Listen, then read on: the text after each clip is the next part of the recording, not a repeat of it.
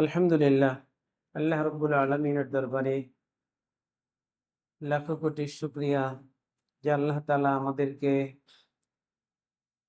হজের মাস শেষে নতুন বছরের প্রথম জুমা, আবার মুহররম মাসের প্রথম জুমায় আমাদেরকে জুমা পূর্ব আলোচনায় আগে আগে আসার বসার তৌফিক দিয়েছেন। এই জন্য সকলে শুকরিয়া আদায় করে বলি আলহামদুলিল্লাহ।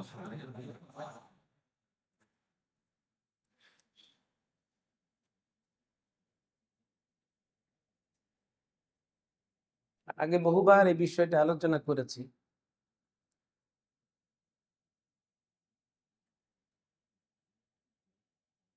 সময়ের যে পাঠগুলো আমাদের জীবনের অংশ,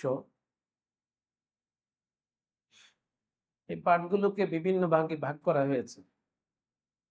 সেকেন্ড, মিনিট, ঘন্টা, দিন, সপ্তাহ, পক্ষ, মাস, বছর,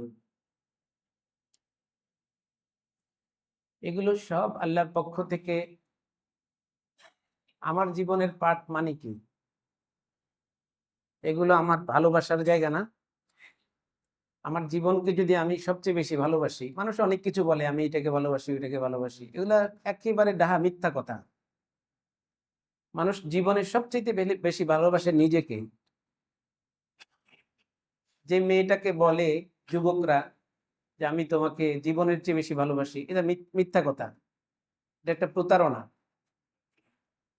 এটা বলে মেয়েটাকে তার বাগে আনতে চায়।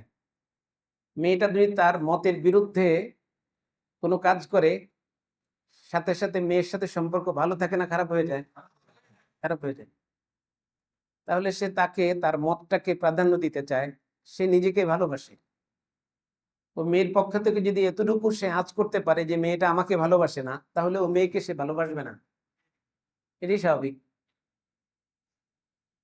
তাহলে এই যে আমি আমার চেয়ে অন্য কাউকে বেশি ভালোবাসি, এই কথাটা যদি স্বভাবগত দিক থেকে বলি, এটা পুরাই মিথ্যা কথা। হ্যাঁ, বিধানগত দিক থেকে যদি বলি, তাহলে এটার সত্যতার অবশ্যই একটা দিক আছে। সেটা হলো বিধানগতভাবে, আইনিভাবে আমরা আমাদের স্ত্রীকে ভালোবাসি, আমরা আমাদের নবীকে ভালোবাসি, আমরা আমার আল্লাহকে ভালোবাসি। এগুলো হলো আইনি বিষয়। আল্লাহকে বিধানগতভাবে, আল্লাহর নবীকে সবচেয়ে বেশি ভালোবাসতে হবে, আল্লাহকে বেশি ভালোবাসতে হবে, না তো মুমিন হওয়া যাবে না। কিন্তু স্বভাবগতভাবে একজন মানুষ হয়তো নবীকে বেশি ভালোবাসতে নাও পারে, কিন্তু আল্লাহ যখন তাকে নামাজের জন্য রাখছে, তখন তার সমস্ত কাজ রেখে নামাজের জন্য আগে আগে চলে আসা, এটা হলো বিধানগতভাবে সে আল্লাহর বিধানকে সমুন্নত রাখতে চায়, আল্লাহর বিধানকে সে ভালোবাসে। এই জন্য বিধানগতভাবে সে আল্লাহর ভালোবাসা তার অন্তরে সবচেয়ে বেশি। অথবা এটাকে মোহাব্বতে আকলিও বলে, যে আকলের দাবি, বিবেকের দাবি এটা যে আমার আল্লাহ এবং আল্লাহ রসুলকে সবচেয়ে বেশি ভালোবাসবো। তাহলে ওইদিকে গেলে কথা লম্বা হয়ে যাবে। তাহলে এই যে সময়ের প্রত্যেকটা পার্ট, প্রত্যেকটা অংশ যত ক্ষুদ্রই হোক, এটা আমার জীবনের একটা পার্ট, আমার জীবনের একটা অংশ। কোনো মানুষ যদি একান্ত বোকা না হয়, আহমক না হয়, গর্দব না হয়, সে তার জীবনের প্রত্যেকটা পার্টকে সবচেয়ে বেশি ভালোবাসবে। এটা তার বিবেকের দাবি। বিবেক না থাকলে সেটা ভিন্ন মাসালা। এখন এই বিবেকবান মানুষের সংখ্যা সমাজে খুব কম। যদি আমরা বিবেকবান হতাম, তাহলে যেই রাতে ঘন্টার পর ঘন্টা জেগে আমি বিশ্বকাপ খেলা দেখছি, এই সময়টাকে আমার জীবনের পার্ট না? তাহলে আমি কি আমার এই জীবনের এই পার্টটাকে সবচেয়ে বেশি ভালোবাসছি? আমি তো এই জীবনটাকে, এই সময়ের পার্টটাকে আমি শয়তানের জন্য উৎসর্গ করলাম, আমি তো জাহান্নামের জন্য উৎসর্গ করলাম, আমি তো হারাম কাজ দেখলাম। অথচ এই লোকগুলো নিজেদেরকে খুব বুদ্ধিমান বলবে, খুব বিচক্ষণ বলবে। আরে হুজুররা এগুলো বলে, এই বয়সে এগুলো একটু হয়, এগুলো পড়া লাগেই। মুরব্বীরাও আবার এগুলোকে সাফাই গায়, এগুলো সাপোর্ট করে। এটা আধুনিকতা না। পৃথিবীতে খেলা দেখে সময় নষ্ট করে, মনে হয় বাংলাদেশের মতো পৃথিবীতে আর দ্বিতীয় কোনো দেশ আপনি পাবেন না। কারণ এরা জীবনের প্রতি সবচেয়ে বেশি উদাসীন। আখিরাতের জীবন তো অবশ্যই, দুনিয়ার জীবন সম্পর্ক বাংলাদেশিদের মতো উদাসীন পৃথিবীতে অন্য কোনো জাতি আছে বলে আমার মনে হয় না। দুনিয়ার জীবনে উন্নতির জন্য যে যে কাজগুলো দরকার, সময় অপচয় না করা, এটা বিদেশিদের মধ্যে আছে। খ্রিস্টান অথচ সে সময় অপচয় করে না, ইহুদি সে সময় অপচয় করে না। দুনিয়ার বিবেচনায় প্রত্যেকটা সময় সে কাজে লাগায়।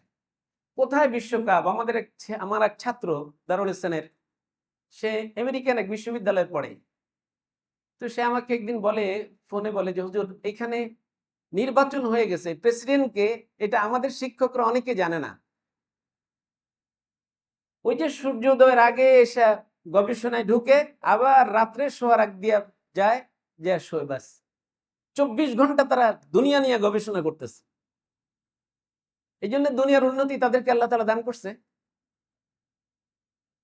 আর আমরা দেখেন, চতুর্দিক থেকে আপনি তাকান, মিথ্যা, ধোঁকা, প্রতারণা, নেশা, খেলা, দুনিয়ার সমস্ত আকাম কুকাম নিয়ে আমাদের যুবকরা ব্যস্ত। আমাদেরকে এগুলো ওরা, আরে ভাই, অ্যাটম বোম যে আবিষ্কার করছে, সে অ্যাটম বোম আবিষ্কার করছে তার সন্তানের হাতে অ্যাটম বোম তুলে দেওয়ার জন্য না। মোবাইল যারা আবিষ্কার করছে তারা সন্তানকে একটা বয়সে মোবাইল থেকে দূরে রাখে, তারা জানে মোবাইল কত ক্ষতিকর। কিন্তু আমরা মাশাআল্লাহ একেবারে জন্মের পর থেকে এই সন্তান যখন দেখতে শিখে, বুঝতে শিখে, খাওয়াইতে মোবাইল, ঘুম পাড়াইতে মোবাইল, সমস্ত জায়গায় মোবাইল দিয়া এই বাচ্চাটার জন্ম থেকে তার জীবনটাকে আমরা ধ্বংস করে দিলাম। আমরা এত সচেতন জাতি, যে জিনিস বুঝি না ওই জিনিস সম্পর্কে আমাদের অসচেতনতা আরো বেশি, অদূরদর্শিতা আরো বেশি। এই জন্যে রাত্রে যারা খেলা দেখছেন তারাও তাদের জীবনকে ভালোবাসে। এই কথাটা যদি বলে, এই কথাটা কি সহি? আজকে ফজর নামাজ যে লোকটা পড়ে নাই, এই লোকটা জীবনকে ভালোবাসে? কোশ্চিন কালেও না, বুঝেই না জীবনের ভালোবাসা কাকে বলে, জীবনের মূল্য কাকে বলে, জীবনের সময়ের মূল্য কাকে বলে, জীবন কাকে বলে, জানেই না। আপনার কাছে মনে হচ্ছে 1 ঘন্টাই তো খেলা দেখলাম বা 2 ঘন্টাই তো খেলা দেখলাম। আরে ভাই, সংসদে যখন একজন এমপি কথা বলতে দাঁড়ায়, একজন মন্ত্রী কথা বলতে দাঁড়ায়, সেখানে সংসদের সময় কি স্পিকার তাকে অসীম সময় দেয় না? সীমিত। 5 মিনিট, 3 মিনিট, 2 মিনিট। এই যে তার সংসদে তার কথাগুলো, তার এলাকার পক্ষ থেকে, জাতির পক্ষ থেকে জরুরি কথাগুলো তাকে বলতে হবে, সেই জন্য সে হিসাব করে কথা বলে না, সময়টা হিসাব করে কাজে লাগায় না। তারপরেও যখন সময় শেষ হয়ে যায়, কত বিনয়ের সাথে আকুতি জানায় একজন স্পিকারকে, মাননীয় স্পিকার, আমাকে 1টা মিনিট সময় বাড়ায় দেন, আমি আপনার কাছে 1টা মিনিট সময় চাই। বলে কি বলে না? হয়তো 2 মিনিট সময় চাইছে, 1 মিনিট দিয়েছে, কোনো সময় দেয়ও না, মাইক বন্ধ করে দেয়। তা আপনি বুঝতে পারতেছেন না, সংসদের স্পিকার সে আপনাকে 1 মিনিট 2 মিনিট সময় দেয়। আল্লাহ বলেন যে আমার নির্দিষ্ট সময় যখন আসবে, 1 মিনিট, আধা মিনিট, 1 সেকেন্ড সময়ও তোমাকে অতিরিক্ত দেওয়ার সুযোগ নাই। ইদা জা আজালুহুম লা ইস্তাখিরুনা সাআতান ওয়া লা ইস্তাকদিমুন। না আগে যেতে পারবা, না পরে যেতে পারবা, ব্যাস। সাদ্দাদের বেহেশতে ঢুকতে সাদ্দাত চেষ্টা করছে, 1 পা ঢুকাইছে বেহেশতে, আরেক পা বাহিরে। আজরাইল সামনে এসে দাঁড়ায় গেছে। কত জীবনের স্বপ্নের বেহেশত, কত কাকুতি মিনতি, কত বিনয়। সাদ্দাত আজরাইলকে বলে, আজরাইল, পরিচয় তো আগে দেয় নাই, আগে তো বিশাল বহর নিয়ে ঢুকতেছে, ভাব কি, অহংকার কি। যখন আজরাইল পরিচয় দিছে যে দেখো, আমি জীবনে সবার কাছে একবার আসি আর আমি ফেরত যাই না, একবার যার কাছে আসি তাকে নিয়ে যাই আমি, তোমাকে এখান থেকে নিয়ে যাওয়ার হুকুম, এরপর তোমাকে একটা কদম দেওয়ার আর সময় নাই। আর সময় নেই। এত বড় ক্ষমতাধর, সেই সাদ্দাতকে তার জান্নাতের দরজা থেকেই ব্যাস নিয়ে গেছে।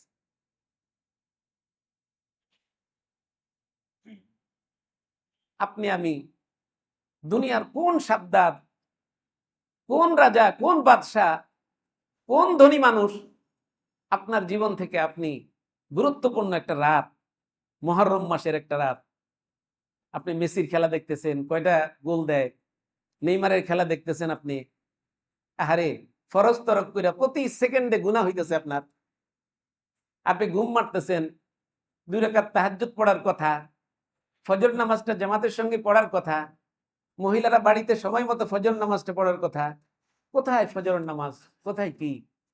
এটা মুসলমান। আমাদেরকে দাস বানায় রাখছে ওরা, এই সমস্ত দিয়া, নেশা দিয়া, মদ দিয়া, ইয়েবা দিয়া, এই খেলনা দিয়া, খেলা দিয়া আমাদেরকে দাস বানায় রাখছে, আমাদেরকে অশিক্ষিত বানায় রাখছে। তারা জানে এই অশিক্ষিত গুলো আইসা আমাদের কর্মচারী হবে, রাস্তা ঝাড়ু দিবে বিদেশে আইসা। আর যারা শিক্ষা অর্জন করতেছে দুনিয়াবী শিক্ষা, ওরা যায় ওদের অফিসারের চেয়ারটা অলঙ্কৃত করতেছে। আমাদের পার্শ্ববর্তী রাষ্ট্র ভারত, ওইখানেও খেলার এত মাতামাতি নাই, আপনি খোঁজ নিয়ে দেখেন, এত সময় ওদের নাই। ওরা দুনিয়াদার, ওদের এত সময় নাই খেলায় সময় নষ্ট করবে। আর আপনাদের বিশ্ববিদ্যালয়, আপনাদের বিশ্ববিদ্যালয়ে বিশাল আয়োজন করে খেলা দেখার আয়োজন করছে, বিশ্ববিদ্যালয়ের ছাত্ররা রাতের পর রাত জেগে খেলা দেখে সময় নষ্ট করে। যেই বিশ্ববিদ্যালয়ের ছেলেরা রাত জাগে খেলা দেখার জন্য, সময় নষ্ট করার জন্য, পৃথিবীতে এত দাসত্ব বরণ করা ছাড়া পৃথিবীর নেতৃত্বে আর আসতে পারবে না। আল্লাহ এদেরকে নেতৃত্ব দেবে না। মনে হয় আর কি বাংলাদেশের নেতা হবে, এখানে তো মাস্তানি করলেও নেতা হয়ে যায়। এরা কি আসলে নেতা না, এরা দাস। এরা যে কোনো ভিন দেশের দাসত্ব বরণ করে এখানে ক্ষমতায় আসে। আপনার কাছে মনে হবে আপনার নেতা, আপনার কাছে মনে হবে লিডার, আপনার কাছে মনে হবে সে ক্ষমতার চেয়ারে আছে, কিন্তু ক্ষমতা তার হাতে নাই। হয়তো পশ্চিমারা তাকে পরিচালনা করে, আর নতুবা পার্শ্ববর্তী ভারত তাকে পরিচালনা করে। আপনাদের মাথা বিক্রি করে করে তারা ক্ষমতায় যায় আর দাসত্ব করে তাদের প্রভুদের। কি পরিমাণ অজ্ঞ জাতি, কি পরিমাণ মূর্খ জাতি। আল্লাহ, আমি যে আয়াত পড়ছি সূরা ফুরকানের আয়াত, দেখেন আল্লাহ তাআলা এই সূরা ফুরকানের মধ্যে আমাদেরকে বলেন তাবারাকাল্লাযী নাযালাল ফুরকান, শুরুই করেছেন তাবারাকাল্লাযী নাযালাল ফুরকান। তোমাদের জন্য সত্য মিথ্যা, ন্যায় অন্যায়, ভালো মন্দের পার্থক্যকারী একটা কিতাব, একটা গ্রন্থ আমি নাজিল করেছি। লিয়াকুনা লিল আলামিনা নাযীরা। সরাসরি আল্লাহর রাসূলকে বলছেন, আর পরোক্ষভাবে সমস্ত রাসূলের উম্মতকে বলছেন যে তোমরা অন্যদের জন্য সতর্ককারী হবে।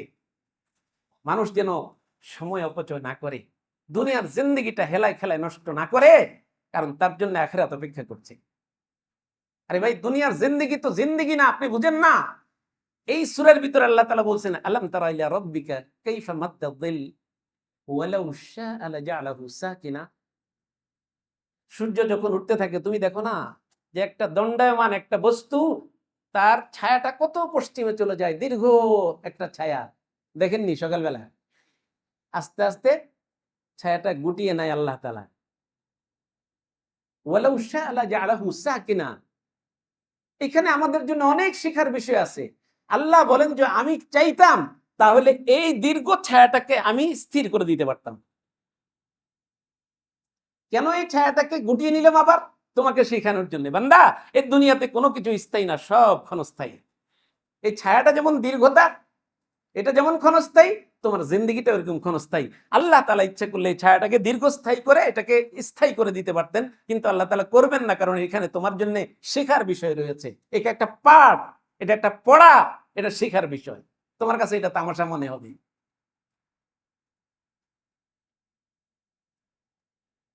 আল্লাহ, সুম্মা কাবাদনাহু ইলাইনা কাবদান ইয়াসীরা। আল্লাহ বলেন যে এই ছায়াটাকে আমি আমার দিকে গুটিয়ে নেই।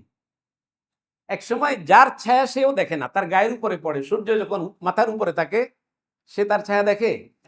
এই জন্য আল্লাহ বলেন যে আমি আমার দিকে এটাকে গুটিয়ে নেই। সুম্মা কাবাদনাহু ইলাইনা কাবদান ইয়াসীরা। কোরআনের প্রত্যেকটা শব্দ চিন্তা করেন একটু। এরপর আল্লাহ তাআলা ৬১ নম্বর আয়াতে বলতেছেন, তাবারাকাল্লাযী জাআলা ফিস সামাই বুরুজা ওয়া জাআলা ফিহা সিরাজান ওয়া কামারাম মুনীরা। দুনিয়ার উন্নতি, অগ্রগতি, পরিবর্তন এই সব কিছুর সম্পর্ক দুনিয়ার সাথে না, আকাশের দিকে তাকাও। এখানেও আল্লাহ তাআলা নিজের সম্পর্ক ওই শব্দ ব্যবহার করছে, তাবারাকাল্লাযী। শুরুতেও ব্যবহার করছে বরকতময়, কল্যাণময় কে? একমাত্র আল্লাহ, যিনি আমাদের জন্য সত্য মিথ্যার পার্থক্যকারী কোরআন নাযিল করেছেন। এই ৬১ নম্বর আয়াতের ভিতরে আল্লাহ তাআলা সেই কথাই বলছেন। তাবারাকাল্লাযী জাআলা ফিস সামাই বুরুজা, যিনি আকাশে বুরুজ রেখেছেন। বুরুজ কি? অনেক লম্বা তাফসীরে অনেক লম্বা আলোচনা করছে। বুরুজের এক অর্থ কেউ করেছেন কক্ষপথ, বুরুজের এক অর্থ কেউ করেছেন তারকারাজি। কোন কোন মুফাসসির বলেছেন না, বুরুজের অর্থ এমন কিছু জায়গা আকাশে, যে জায়গাগুলোর সন্ধান হয়তো পৃথিবীর কোনো মানুষ পায় নাই। লিয়াকুনা লিল আলামিনা নাযীরা। তাবারাকাল্লাযী জাআলা ফিস সামাই বুরুজান ওয়া জাআলা ফিহা সিরাজান ওয়া কামারাম মুনীরা। সেখানে আমি একটা বাতি স্থাপন করেছি। ফিহা বলেছে আকাশের মধ্যে। এখন এটাকে আকাশের সাথে সংযুক্ত করছে নাকি আলাদা আকাশের ভিতরের জায়গাতে ভাসমান, এটা অনেক লম্বা আলোচনা, বিজ্ঞানের আলোচনা। ওই যে আল্লাহ তাআলা সিরাজাম মুনীরা, একটা বাতি আল্লাহ তাআলা ওইখানে সৃষ্টি করছেন। ওই বাতির সাথে দুনিয়ার সময়ের পরিবর্তনের সম্পর্ক, তোমার হায়াতের সম্পর্ক, তোমার রিজিকের সম্পর্ক, এই জমিনের পরিবর্তনের সম্পর্ক। ওয়াজআলা ফিহা সিরাজান ওয়া কামারাম মুনীরা। একজন এবং একটা চাঁদ তোমাদেরকে আমি ওইখানে সেট করছি, ওইখানে। এটা বলে আল্লাহ কি বলতে চান?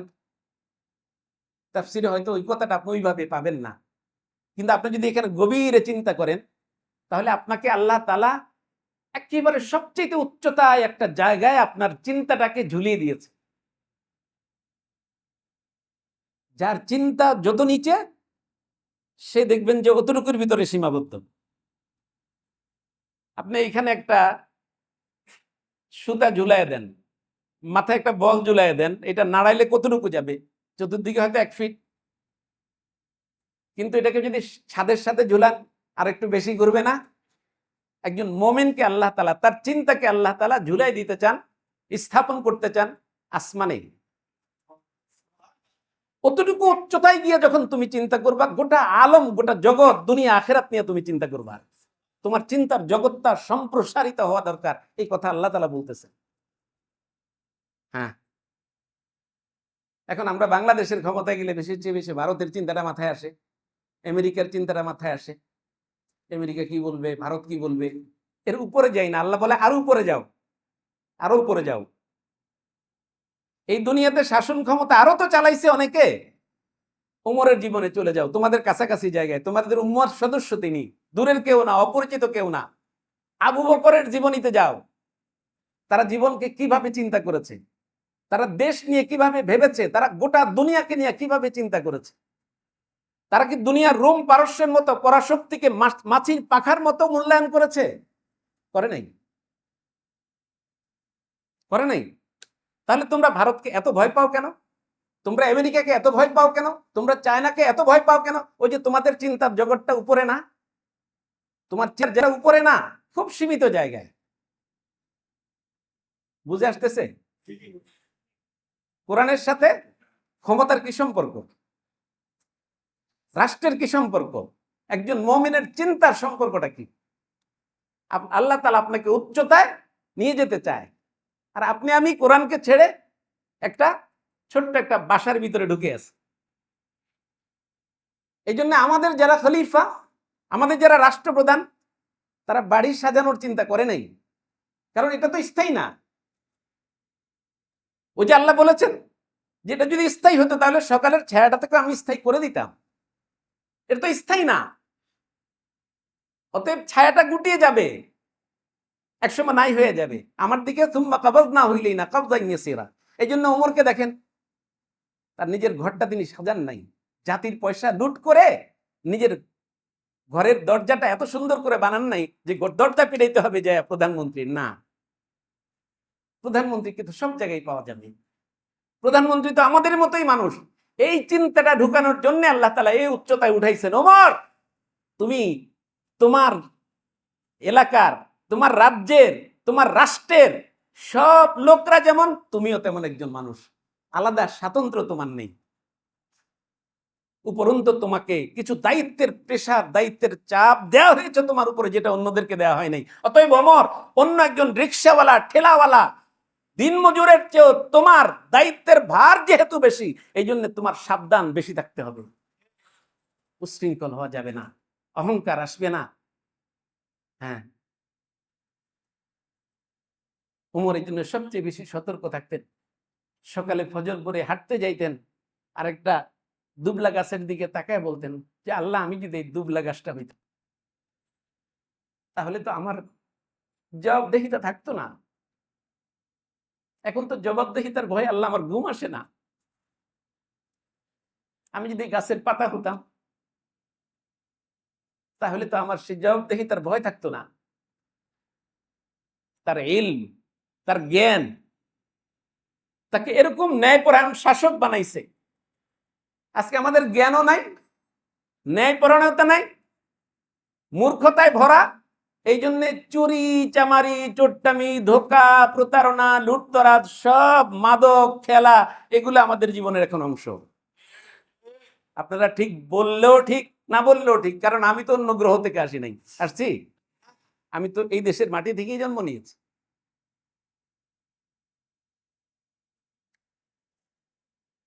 আল্লাহ তাআলা ওই উচ্চতায় আমাদেরকে উঠাইয়া এরপরের আয়াতে আমাদেরকে যে কথাটা আল্লাহ তাআলা বলতে চান,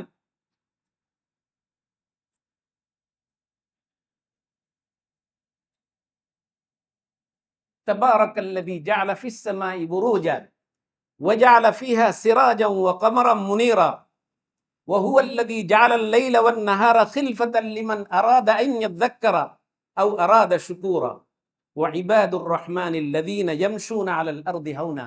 ওয়া ইযা 13টা আল্লাহর বান্দার 13টা বৈশিষ্ট্য আল্লাহ তাআলা বয়ান করছে। 13টা বৈশিষ্ট্য এখানে বয়ান করছে।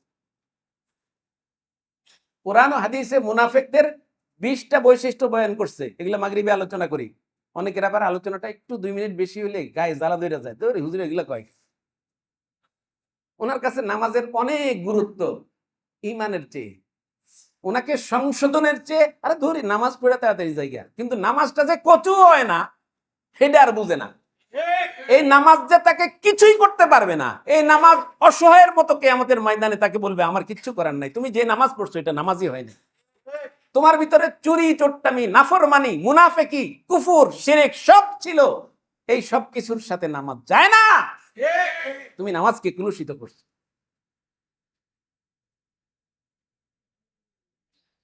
এই জন্য আল্লাহ বলেন, পরের আয়াতে বলেন, ওহু আল্লাযী জাআলাল লাইলা ওয়ান নাহারা খিলফা।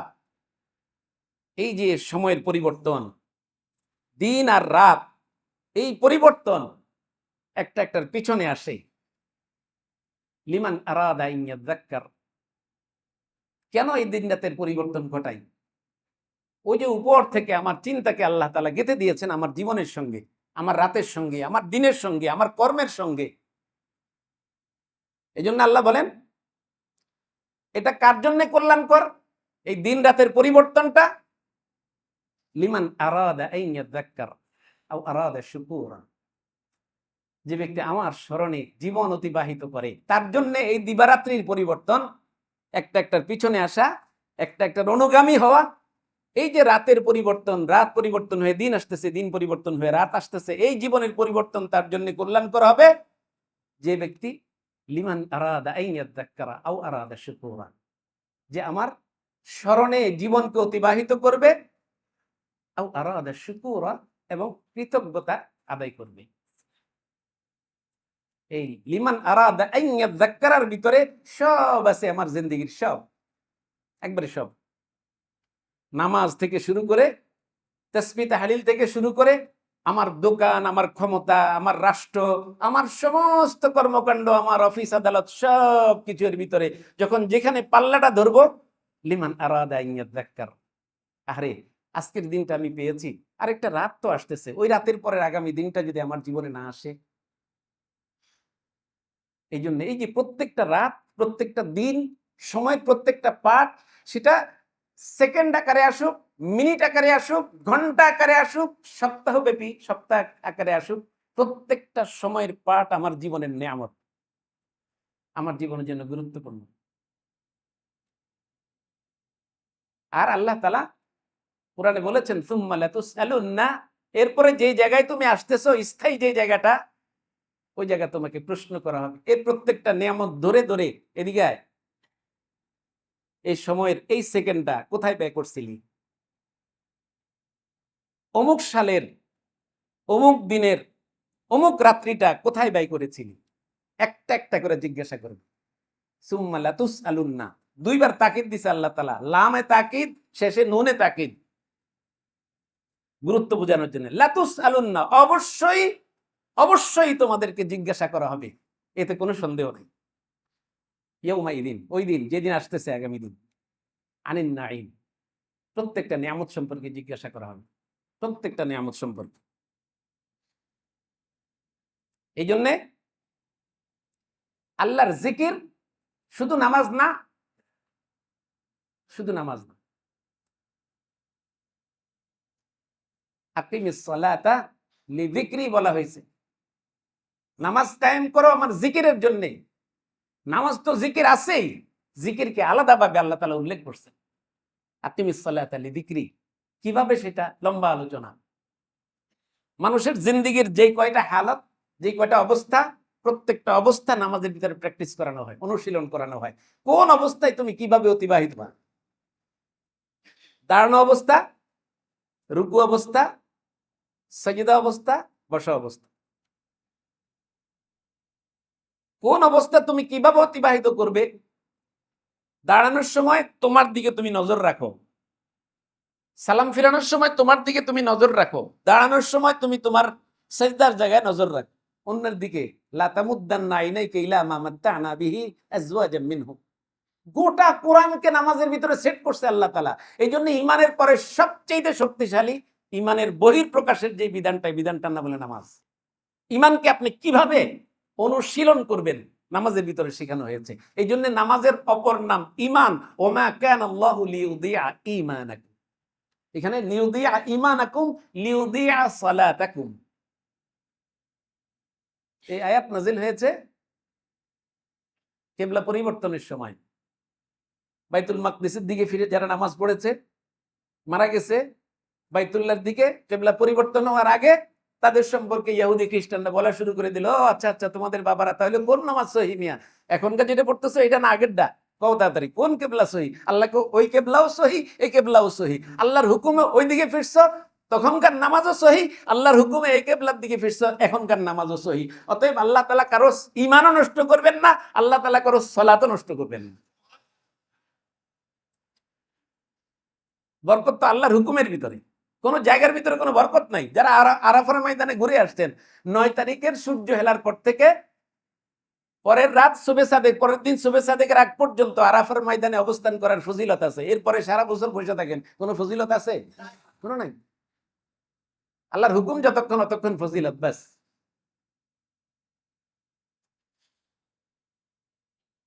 এই জন্যে জিকিরের সবচেয়ে উত্তম সুরত নামাজ, সন্দেহ নাই। কিন্তু আল্লাহ বলতেছেন আকিমিস সালাতা লিযিকরি। নামাজ তো একটা ছোট্ট জায়গা, এখানে তো অনুশীলনের জায়গা। এখান থেকে বাহিরে যাওয়ার পর তুমি দাঁড়াবে কিভাবে, সেটাও ঠিক করে দেওয়া হয়েছে। হাঁটবে কিভাবে দাঁড়িয়ে, সেটাও ঠিক করে দেওয়া হয়েছে। এদিক সেদিক ডানে বায়ে তাকায় না। এখানে নজর থাকলে নজর কতটুক যাবে, এই মাপ অনুযায়ী নজরকে সৃষ্টি করছেন কে? সামনে কোনো অ্যাক্সিডেন্টের ভয় আছে কিনা, আপনি সেজদার জায়গার দিকে তাকালে বোঝা যাবে না? সুন্দর বোঝা যাবে। ওইটা কোনো বিজ্ঞানী সৃষ্টি করেন নাই, যিনি হুকুম করছেন তিনিই সৃষ্টি করছেন। কুল্লিল মুমিনিনা ইয়াগুদ্দু মিন আবসারিহিম ওয়া ইয়াহফাযু ফুরুজাহুম। মুমিনদেরকে বলো তাদের দৃষ্টি যেন অবনত রাখে। এই জন্য এখানে একটা শাটার দিছে, কান খোলা রাখছে, চোখ খোলা রাখে নাই। খোলা রাখলে বিপদ ছিল, এই জন্য চোখে শাটার দিছে আল্লাহ তাআলা। এটা সবসময় সব জায়গায় খোলা রাখা যাবে না। বলছে কুল্লিল মুমিনাতি ইয়াগুদ্দুনা মিন আবসারিহিম। এখন তো পর মহিলাদেরকে দেখলে, যারা আপনাদের নির্বাচিত ব্যক্তি, সংসদে গিয়া পর মহিলার চেহারা দেখার জন্য, বেটা বুইরা বেটা, সংসদে পর মহিলার চেহারা দেখার জন্য তোমার খাহের জাগে বেটা, গাদা কোথাকার। আর ওই বোরকা নিয়ে তুচ্ছ তাচ্ছিল্য করে। আরেক দল চামচা আছে, এরা বলে ইসলামে বোরকা বলতে কিছু নাই, হিজাবের কথা বলা হয়েছে। ওরে আল্লাহ, তো বোরকার আইডিয়া কি হিজাবের বাহিরের আইডিয়া থেকে আসছে? তোমার মতো গাধারা দেখতে চায় বলেও তো বোরকা পড়াইতে কয়। কিরে ভাই, এটা তো দলিল তো এখানেই আছে। নয় তুমি বুইড়া বেটা কিনলে ওই বেটিকে চেহারা দেখতে চাও, চেহারা দেখা তো ভালো লাগে, এই জন্য আল্লাহ বলে চেহারা ডাইকা রাখো। ওরে সাথে সাথে সংসদ থেকে বহিষ্কার করা দরকার ছিল। কিন্তু দুঃখের বিষয়, ওই জায়গায় দুঃখ প্রকাশ করব যেখানে এই মাসে, মুহররম মাসে, সারা বাংলাদেশের ঢাকা শহরের প্রত্যেকটা গলিতে গলিতে ইহুদি খ্রিস্টানদের পতাকায় ভরা, সেখানে কালিমার পতাকা উড়াইছে যুবক কিছু পোলাপান। যে আল্লাহর কাছে কি জবাব দিব? এই পতাকা উড়ানো ফরজ, ওয়াজিব, মুস্তাহাব অথবা উত্তম, এই কথা আমরা বলি না। কিন্তু এই দেশে যদি ব্রাজিলের পতাকা উঠতে পারে, এদেশে যদি আর্জেন্টিনার পতাকা উঠতে পারে, সেই দেশে যদি কালিমার পতাকা উড়ায়, চুলকানি কাদের? ওদেরকে চিহ্নিত করা দরকার, ওদেরকে চিহ্নিত করা দরকার। এর সাথে যদি প্রশাসন জড়িত থাকে, প্রশাসনকে সাবধান এবং সতর্ক হওয়া লাগবে। আল্লাহর কালেমার বিরুদ্ধে এত চুলকানি কেন? বদরে এই কালিমার পতাকা উড়ে নাই, তাহলে তুমি বদরকে সন্ত্রাস বলতে চাও? ওহুদের যুদ্ধে এই পতাকা উড়ে নাই, তাহলে ওহুদের যুদ্ধকে তুমি সন্ত্রাস বলতে চাও? যেই মুসলমান ওহুদের যুদ্ধের নিশানকে, বদরের যুদ্ধের নিশানকে সন্ত্রাসের আলামত মনে করে, সে কশ্চিনকালে মুসলমান হতে পারে না। সাবধান হয়ে যাও। আমাদের কিছু রাজনীতিবিদরাও হুজুর হওয়া সত্ত্বেও, আলেম হওয়া সত্ত্বেও, রাজনীতির বলের ভিতরে যখন ঢুকে যায়, না না এগুলো দরকার কি, কালেমার পতাকা থাক। ওই যে নজর কোন দিকে? ইহুদি খ্রিস্টানদের দিকে, নজর আমেরিকার দিকে। আমেরিকা যদি আগামীবার ক্ষমতা না দেয়, অতএব ক্ষমতার মালিক মুখে যদি বলে কুলিল্লাহুম্মা মালিকাল মুলক, কথা কন না কেন, তুতিল মুলকা মান তাশা ওয়া তানজিউল মুলকা মিম্মান তাশা। বক্তৃতা দেওয়ার সময় তো সবাই বলি মাশাআল্লাহ, ক্ষমতার মালিক কে? কিন্তু বাস্তবতার ক্ষেত্রে ক্ষমতার মালিক আমেরিকা, ক্ষমতার মালিক ইন্ডিয়া, ক্ষমতার মালিক চায়না। এবার নির্বাচনের আগে লবিং তো হয়েছে, আমরা তো জানি কারা কোন দেশের সাথে লবিং করছে, এগুলো তো আসছে, জাতির সামনে চলে আসছে। অতএব মুখের কথা এবং বাস্তব কথা, বাস্তব আচরণ যদি মিল না হয়, এদেরকে কি বলে? মুনাফিক বলে। আওয়াজটা নিচে হয়ে গেছে একটু, না নিজেকে গায়ে একটু একটু আইতে চাই সিডা। হ্যাঁ ভাই, আমাদের কাজ হলো ওমা আলাইনা ইল্লাল বালাগ, পৌঁছায় দেওয়া। আমার ডাইনে কে নারাজ হইতেছে, বামে কে নারাজ হইতেছে, সামনে কে নারাজ হইতেছে, এটা দেখার আমগো সময় নাই, এটা আমাদের দায়িত্ব না।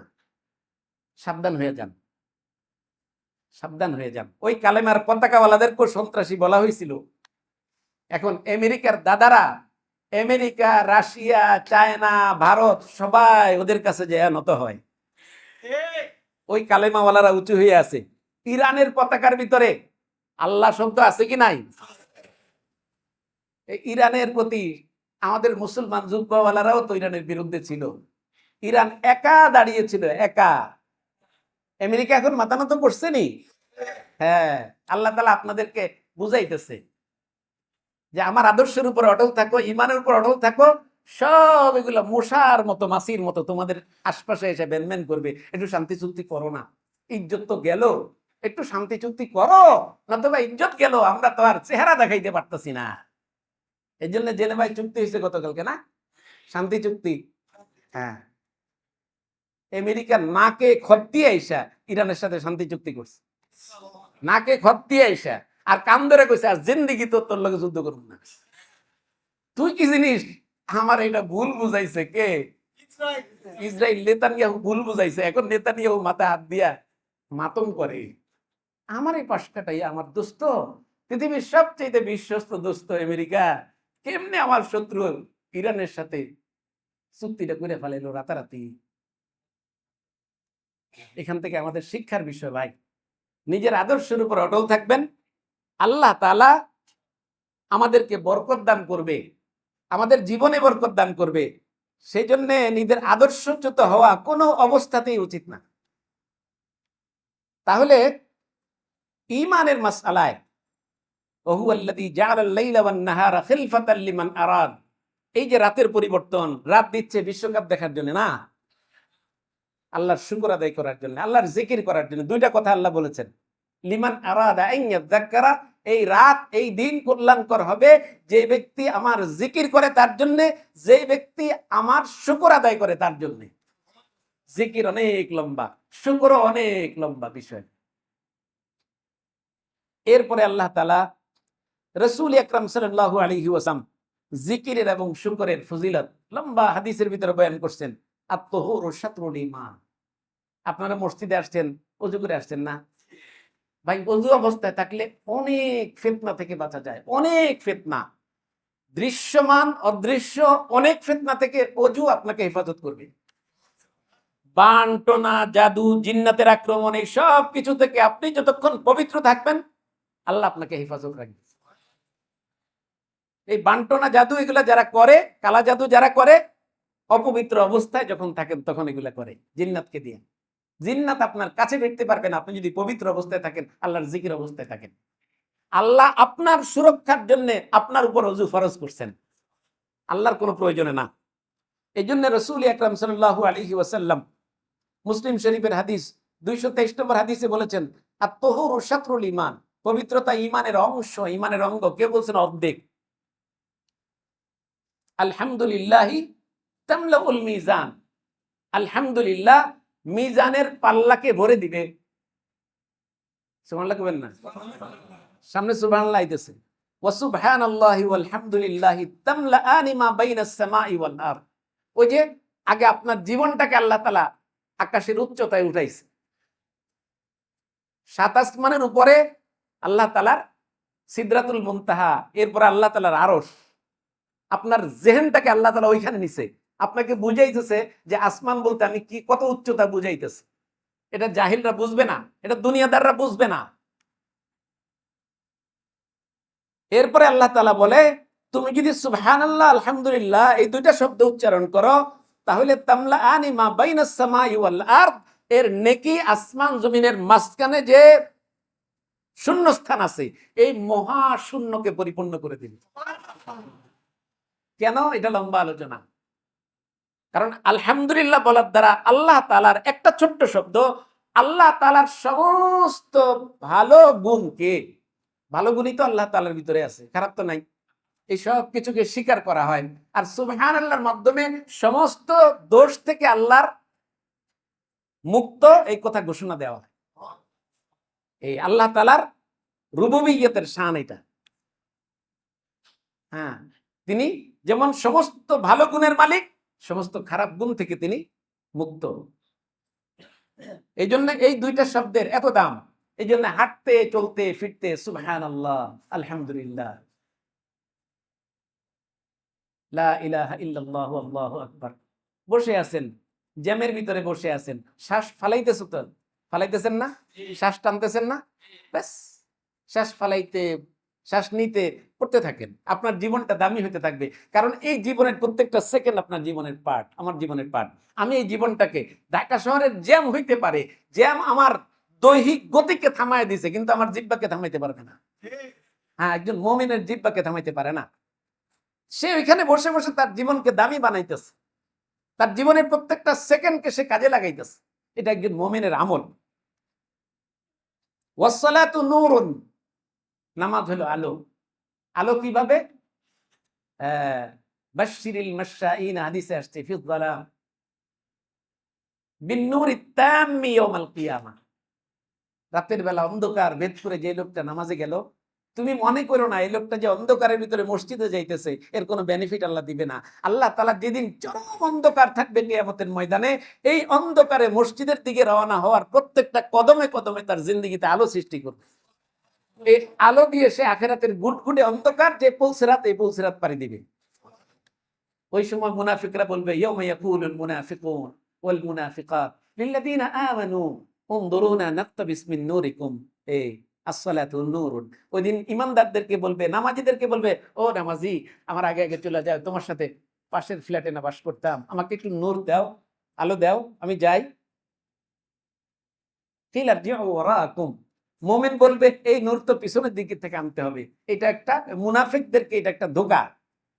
মুনাফিক যেমন মুমিনকে ধোঁকা দিছে দুনিয়াতে মিথ্যা প্রতারণা কইরা, কিয়ামতের ময়দানে আল্লাহ মুনাফিকদেরকে ধোঁকার জবাব দিবে।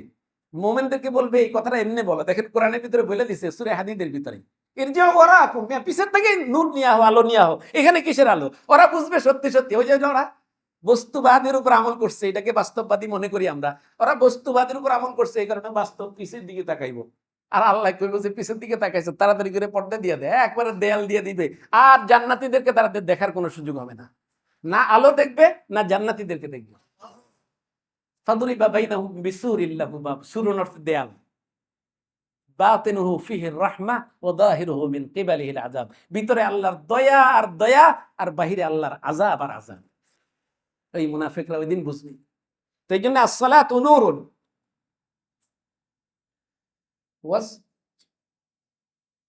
ওয়াসসাদাকাতু বুরহানুন, আর দান খয়রাত এটা হলো দলিল, ইমানের দলিল। আল্লাহকে আপনি ভালোবেসে যাকাত দিবেন, সাদাকা দিবেন, এটা আপনার ইমানের দলিল। ওয়াসসাবরু দিয়াউন, আর সবর ধৈর্য, এটাকে আলো বলছে, বাকি দিয়া বলছে, আগেরটা নূর বলছে। দিয়া আলোর চেয়ে শক্তিশালী, এই জন্য সূর্যের আলোকে দিয়া বলছে, চাঁদের আলোকে নূর বলছে। এটা লম্বা আলোচনা। ওয়াল কুরআনু হুজ্জাতুন লাকা ওয়া আলাইকা, কোরআন আমার পক্ষেও বিপক্ষেও দলিল হবে কিয়ামতের ময়দানেও দুনিয়াতেও। এই জন্য মুসলমান কোরআনের কাছে যাইতে চায় না, অন্যায় করছে কোরআনের বিচার এই জন্য চায় না, ব্যক্তিগতভাবেও চায় না অনেকে। এই নামাজিরাও কোরআনের বিচার চায় না, কোরআনের শাসন চায় না, কারণ সেই জানে সে যে অপরাধ করছে কোরআনের সামনে তাকে পেশ করলে কোরআন তার বিরুদ্ধে ফয়সালা দিবে, এই জন্য কোরআনের শাসন চায় না। আর যে ব্যক্তি নেক আমল করছে, ভালো আমল করছে, গোটা জিন্দেগি ভালো দিয়ে সাজাইছে, সে স্বতঃস্ফূর্ত ভাবে কোরআনের শাসনের সামনে দাঁড়ায় দিব, কারণ কোরআন তার পক্ষে দলিল হবে। আল কোরআন হুজ্জাতুন লানা ওয়া আলাইনা, লম্বা আলোচনা, একটা দিয়ে একদিন আলোচনা করা যাবে, একটা শব্দ দিয়ে। ওয়াল কোরআন হুজ্জাতুন লাকা ওয়া আলাইকা কুল্লুন নাস ইয়াগদু বাইউন নাফসু মুতিকুহা মুবিকুহা, প্রত্যেকটা মানুষ যখন সকাল করে তার এই জীবনটাকে সে বিক্রি করে। নেক আমলের মাধ্যমে সে জান্নাতের বিনিময় বিক্রি করে, জীবনের সুখ ডেকে আনে আখেরাতের অনন্ত জীবনের, অথবা সে খেলা, বিশ্বকাপ, এই সেই তামাশা করতে করতে জীবনটাকে বিক্রি করে জাহান্নামের বিনিময়ে, ধ্বংস ডেকে আনে তার জীবনে। এই জন্য ভাই, বিশ্বকাপ দেখা এটা আপনাদের জন্য ভালো না মন্দ, জীবনটাকে কোন কিছুর বিনিময়ে, কোন জিনিসের বিনিময়ে বিক্রি করছেন একটু খেয়াল করেন। এই কথাগুলো শতভাগ সত্য, শতভাগ আল্লাহর কালামের কথা। এই মাস শুরু হয়েছে আফদালুস সিয়ামি বাদা রমাদান শাহরুল্লাহিল মুহাররম। হ্যাঁ, এই মাসের আল্লাহর জিকিরের সর্বোত্তম পদ্ধতি হলো এই মাসে বেশি বেশি ইবাদত করা, বেশি বেশি নফল নামাজ পড়া, তাওবা করা। বাকি আলোচনা আগামী সপ্তাহে করব। এই মাসে রোজা একটা গুরুত্বপূর্ণ বিষয়। হাদিস শরীফে আসছে,